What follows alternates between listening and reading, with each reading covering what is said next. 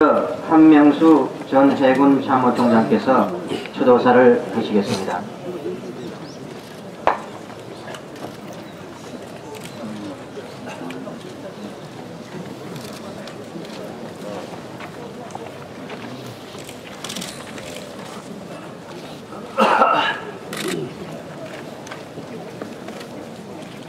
대통령 각하께서 이곳에 영림하신 지 벌써 30년 되는 세월이 흘렀습니다. 예, 속담에 10년이면 강산도 변한다고 하는데 지금 저희들이 느끼는 사람은 이 강산이 열몇 번도 더 변할 것 같습니다. 저 아래 도도하게 서해바다로 흘러가는 한강은 1961년 5월 16일 고국의 횃불을 높이 들고 각하께서 사생절단 건넜었던 그 가인 고개의 남친으로 조국의 운명이 긍정 등화가 같았던 1950년 2월 29일 바로 이 한강 남쪽 쪽에서 불타는 서울을 바라보며 한국군은 이제 전쟁을 수행할 능력을 상실했다고 판단한 메가더 장군은 주일 미군을 이곳에 투입하기 위하여 서울을 점령하고 있는 인민군이 이 한강을 더하는 데 걸리는 시간을 계산해야 했던 전쟁 직후 다시 한국을 방문한 장군께서는 배후가 된 이 나라를 재건하는 데는 최소한 100년이 걸릴 거라고 말씀하셨습니다. 당시 유엔에 등록된 120여 개 나라 중 1인당 국민소득이 76불에 불과했던 우리나라는 인도 다음으로 세계에서 가장 못 사는 나라였습니다. 삼면이 바다이며 북방이 공산대륙에 인접한 반도가의 지정학적 요소를 고려한 각하께서는 우리의 생존 전략을 바다를 통한 수출 입구로 추구하셨습니다. 오늘날 우리나라가 10대 경제강국으로 성장한 원동력도 전통적으로 대중문화권에 속해 있던 우리나라를 해상왕 장보대사와 이충봉에 이어 대양국가로 발전시킨 각하의 위대한 대전략의 소산이라고 확신합니다. 우리의 질곡의 역사는 해양 세력과 대륙 세력의 각축에서 그 원인을 찾을 수 있으며 사가들은 우리나라가 해양 세력일 때 보다 진취적이고 번영하였다고 합니다.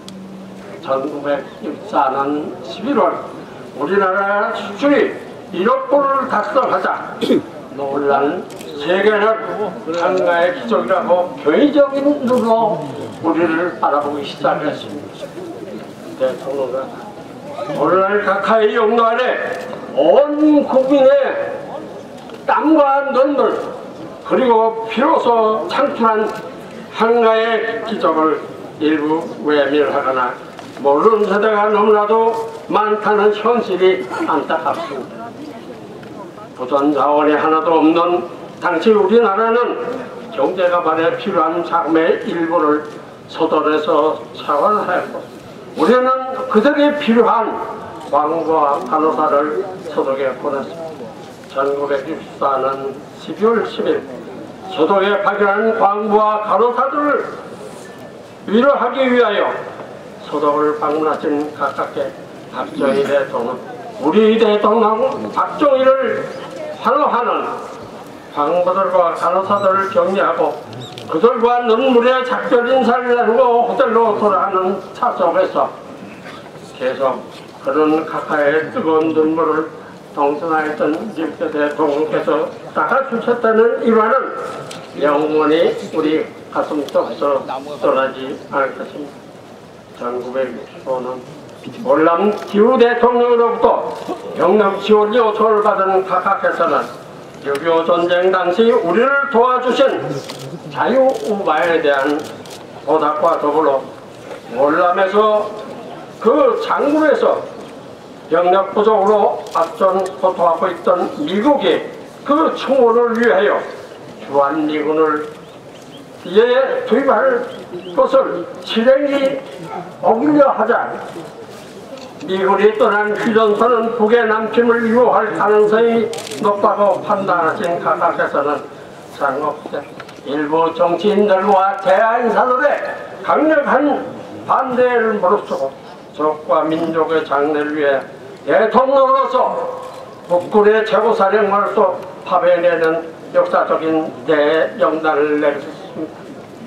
월남 파병 국민대에서 이웃집의 강도가 침입한 것을 보고 그대로 방치해 둔다면 이웃집을 털고 난 그 도적은 반드시 우리 집에 침입할 것을 너무나도 뻔한 사실이 아닙니까? 자유월남의 방공전선은 우리의 휴전선과 바로 직결되어 있는 것입니다.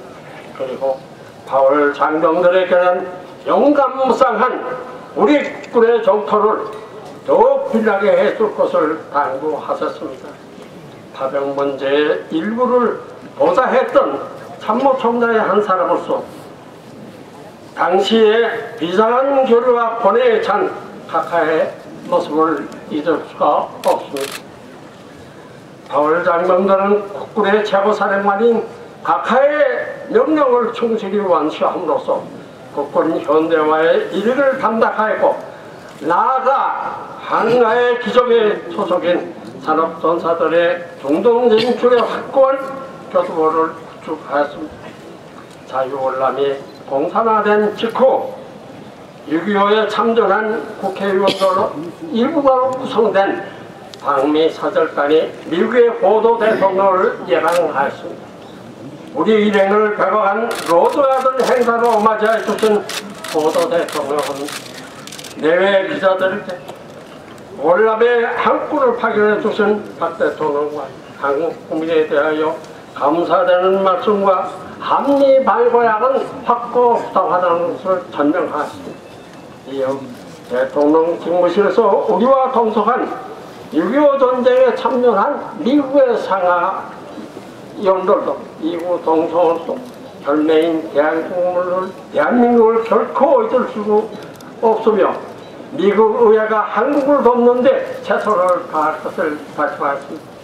당시 한병충 주미대사에 미국은 내부로부터 붕괴에 대하여 공산화된 월남과 달리 박 대통령에서 높은 외국인과 훌륭한 리더십을 존경한다고 하시던 말이 기억에 아직도 새롭습니다. 대통령과 지난 1956년 6월 15일 소에서 한국전쟁 이후 최대 규모의 남북 간의 해전이 있었습니다. 북방한계선을 침범한 북한 소해 함대 주력이 북방한계선 남쪽에서 경계하고 있던 우리 고속정을 향한 선제 공격으로 시작된 제1영평해전에서 우리 해군은 완승을 거두었습니다. 도달이 터지고 총알이 비오도 쏟아지는 바비큐 안에 14번 절대 먼저 쏘지 말고 발전을 하지 말라는 이상한 교전 수로 우리는 총 맞을 시간을 기다렸다는 이 작전을 지휘한 이함대 사령관 박정선 제독은 지난 8월 15일 바로 이 자리에서 유영수 여사님 35주기 추도사를 통하여 지난 제1연평 해전에서 일방적인 대승을 거둘 수 있었던 것은 박 대통령 각하에서 미래를 내다보시고 미리 준비해 주신 율곡사업 즉 전력 증강 덕분이었다며 각하께서 항상 강조하시던 유비무환의 정신을 수레하였습니다.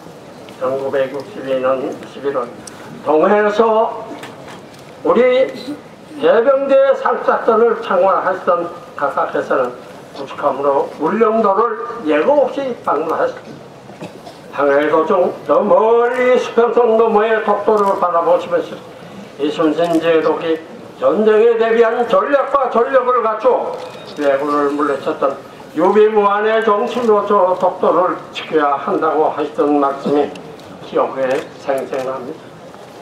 그날 풍납이 살아왔지만은 각께서는 계속 한교에 계시면서 우리는 수출해야 먹고 살 수 있는데 오대양로보다 나는 우리 해상 수송로의 안전을 위해서는 미 해군과의 유대를 지속적으로 강화한다고 강조하셨습니다.